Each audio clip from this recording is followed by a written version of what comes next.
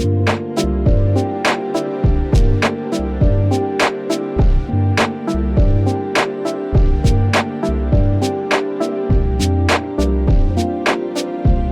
one does petty like Nintendo, and today the company took this mantra to a new low. Good morning, good Friday morning to you, and happy weekend. I'm Shane Satterfield from Sifted, and this is Good Morning Gaming for March 25th, 2022. The show is in our patrons' feeds bright and early every weekday morning and free on our YouTube channel for everyone else. You can find our flagship show, Game Face, by searching your favorite podcast service. You'll find the podcast versions of the rest of our content in the same feed you found this. Nintendo of America sent a takedown notice earlier today to the Internet Archive. Who does that? Where scans of a Super Mario 64 strategy guide from 1995 were being hosted. But this wasn't just any strategy guide. It was only released in Japan and included really cool dioramas. The sort of thing the internet was created to archive so that they will never be lost forever to time.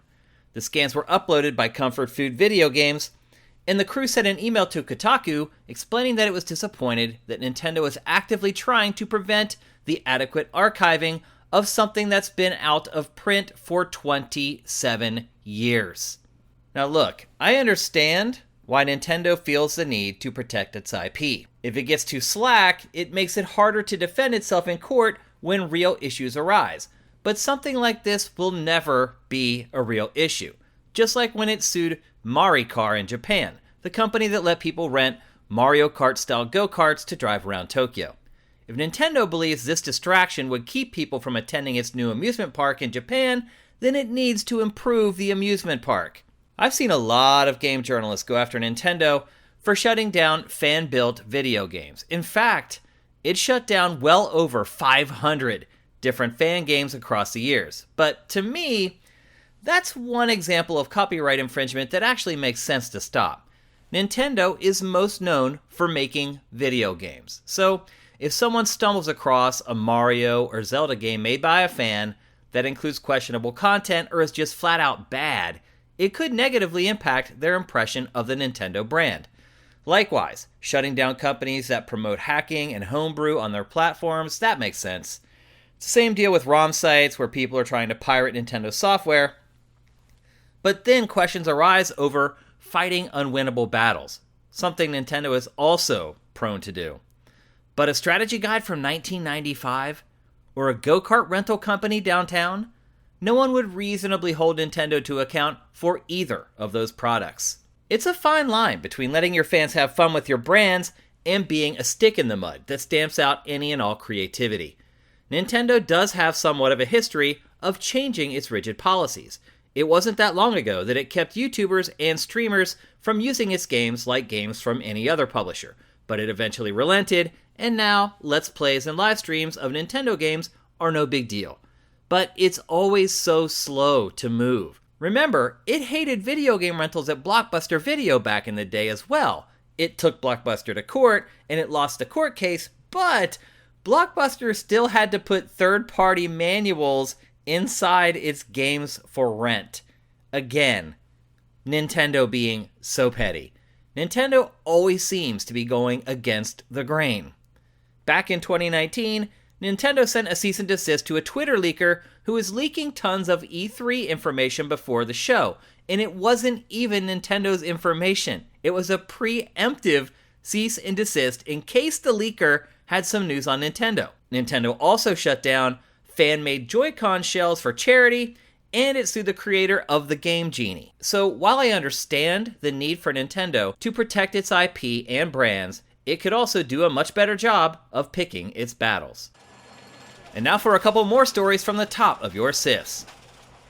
With E3's troubles over the last few years, all these shows have sprung up in attempts to replace the void left by the real E3, but let's be honest, they're really just marketing opportunities for these gaming websites. And one of those is called the Future Games Showcase, courtesy of Games Radar. Now, if there's one series of shows that is particularly egregious, it is the Future Game Show.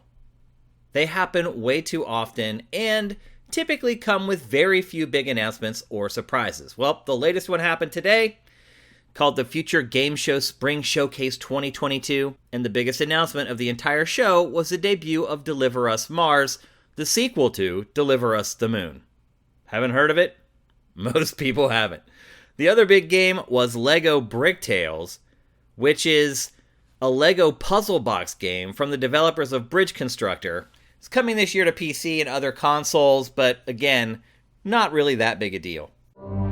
There's more bad juju coming out of the Activision Blizzard camp, as yet another female employee has alleged misconduct. This time, the alleged misconduct occurred after the publisher had already been outed for all the prior offenses we've been talking about now for probably the last 12 months. The latest lawsuit is against 5 named Activision Blizzard employees, and it alleges an unnamed Jane Doe not only was discriminated against, but faced repercussions for speaking out, including at a press conference just last December. After all the bad press, Activision Blizzard still couldn't get things in line. So much for fixing the corporate culture, allegedly. Sony is showing off PlayStation VR 2 to developers at GDC 2022. It appears we're not getting a public-facing event for Sony's new headset at the show, but at least it's being shown behind closed doors. Former Valve VR figurehead Chet Felezic tweeted about seeing the device, noting the experience was, in his words, quote, "so good," end quote.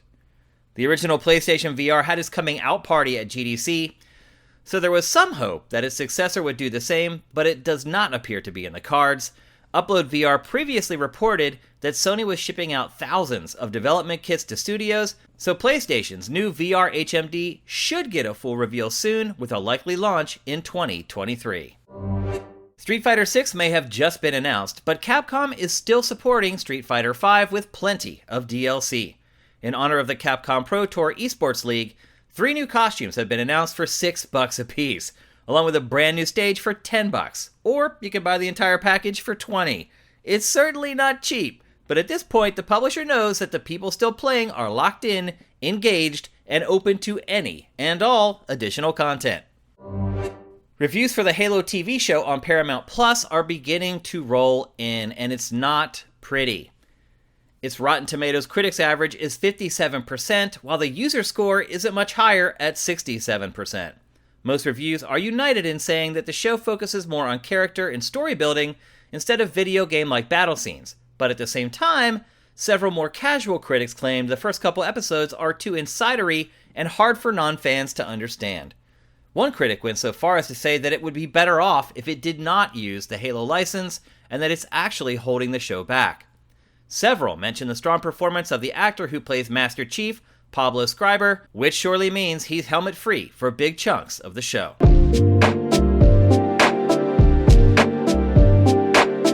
Let's take a break, and when we come back, we'll tackle today's boss fight.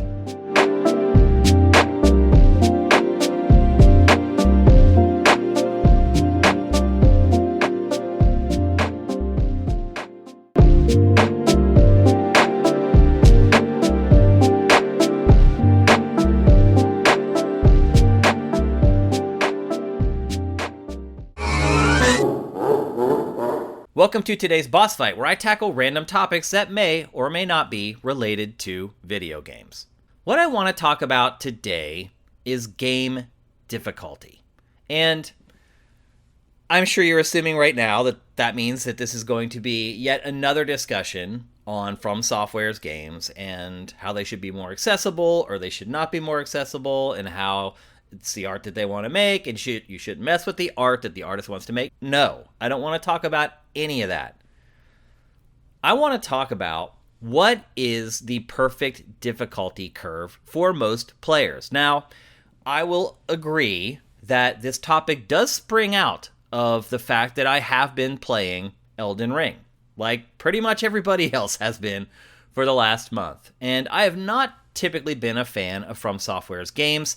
I would not call myself a big fan of Elden Ring either, but I will say I've managed to spend a lot more time with it than I have any other From Software game. In fact, I think at this point, if you added up all the time that I spent with all of From's games, that number would come in lower than the amount of time I've spent with Elden Ring. So in a lot of ways, I'm getting my first extended exposure to From's difficulty curve. And what I've noticed is after playing Elden Ring, I go back and play other games and it changes my perception of their difficulty. So for example, I put Horizon Forbidden West on hold to play Elden Ring. I'm doing a stream every Saturday. You should check it out. Shane vs. Elden Ring at twitch.tv/siftedgames. That's every Saturday at 2 p.m. Pacific, 5 p.m. Eastern, if you want to join in on the fun.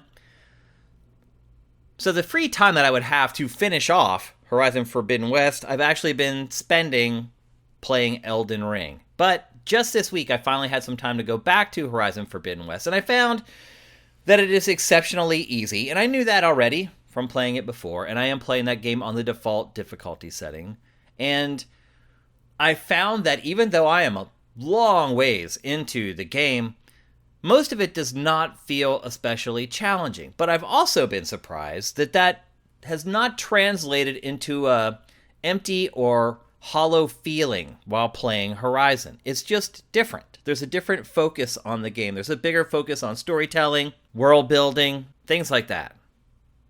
And I would argue there's a much wider variety in how you can tackle combat and how you can take on the enemies in the game. So playing Elden Ring, while it has changed how I look at difficulty in other games, it hasn't made me appreciate less difficult games any less. I still like those games just as much, but what I've realized is that it's a different experience. I've also been playing Ghostwire Tokyo, another game that's really easy. But what I found is that while I'm not beating my head against the wall, fighting every enemy 10, 15 times, the pacing of the game is such that it never becomes an issue. As soon as I beat an enemy, I'm right on to the next mission objective, and I've already forgotten within 5 minutes what I just did. And I'm on to the next objective and the next thing that the game is asking me to do. And games that are well-paced, that's how they work. And that's why, for some games, depending on how they're designed, difficulty may not matter much, if at all. But let's talk about the perfect algorithm of challenge divided by frustration equals elation. Meaning, what is the perfect amount of struggle that you need to go through so that when you do finally conquer whatever it is that you conquer, you feel good about it? I would propose that the perfect difficulty curve is, in fact, a curve. When I start a game, and I'm just learning the mechanics of a game, I don't want to die. And this is what has turned me off to From Software's games from the get-go. I'm just learning the ins and outs of your games. You don't need to kill me. I don't need to die. I don't need to feel a sense of accomplishment from the first minute I start playing a video game. It's okay for there to be a honeymoon period where you learn the controls, where you learn enemy behaviors, where you learn the timing. It's okay. It doesn't have to shatter your soul from the first minute of the game. To me, the perfect difficulty curve goes up as you play the game. The game becomes more difficult as you play the game. I would argue that is something that the video games of old got right, and the video games of today completely fail at. I can't remember the last game where the final 3 bosses were any more difficult than the first 3 bosses that I fought. And in fact, sometimes in these games, they're balanced so poorly that by the time you get to the end of the end game bosses are easier to beat than some of the bosses from the beginning of the game. So here's how my scale works. First couple hours, I really don't want to die at all. I want to understand the mechanics of the game, how the world works, how all the different elements of the game, the leveling up. I want to understand the game in the first hour or 2. I do not want to die. Once the honeymoon period is over, it's okay to start dying. And it's okay to start dying even to rank and file enemies that are just littered out in the environment. This way, you're forced to start to nail the fundamentals of the combat at that point. And that first boss that you fight after the honeymoon period, I'm okay dying to that boss 5 or 6 times. Anything more than that, though, you're starting to test my patience. And from that point, it ramps up. Each subsequent level, each subsequent boss, it's a-okay if it's more likely if I will die in those scenarios. And the second boss, if it takes me 10 tries to beat the second boss, cool. That's perfect. Third boss, 15 tries. Totally cool with that. Keep going until you get to the end of the game. And when I fight the end boss of any game, I'm almost disappointed if it does not take 20, 25, 30 times to beat him. Now, if I get over that number, that's where it starts to grate. That's where you, at least used to be, where I would start getting angry and maybe throw a controller. I don't want to admit that, but, and honestly, I can't remember the last time I actually threw a controller. When I get really frustrated, I just squeeze my controller really hard. I don't know which is worse for the controller.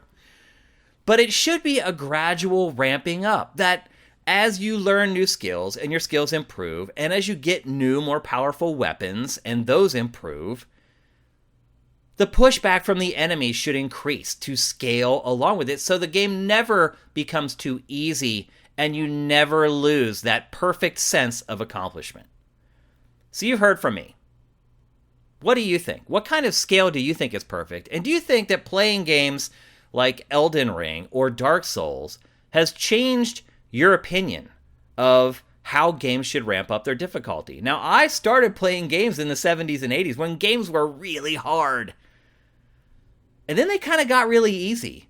But ultimately, this is what I've settled on, is what I believe to be the perfect curve. I'm open to your suggestions, and I want to hear them.